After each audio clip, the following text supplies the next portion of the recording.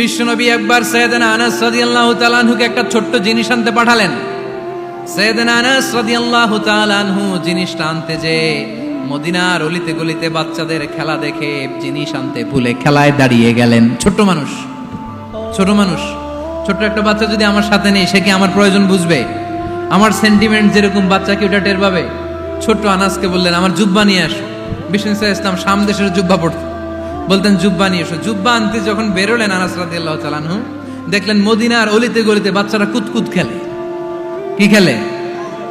আপনারা খেলেন তো? এই খেলা দেখে আনাস রাদিয়াল্লাহু তাআলা আনহু ভুলে গেলেন যে বিশ্বনবীর জামা আনতে হবে। উনি ভুলে যে উনিও দাঁড়িয়ে খেলা দেখতে শুরু করলেন। এখন ঘন্টার পর ঘন্টা যায়, আনাসও আসে না, জামাও আসে না।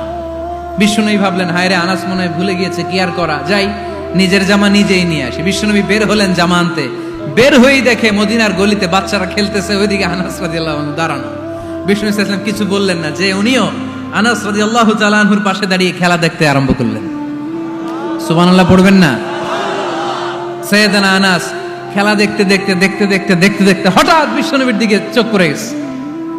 বিশ্বনবীর চোখের দিকে যখন সাইয়েদনা আনাস রাদিয়াল্লাহু তাআলা আনহুর চোখ পড়ে গেছে, সাইয়েদনা আনাস বলে, আমার কলিজাটা এখান থেকে এদিকে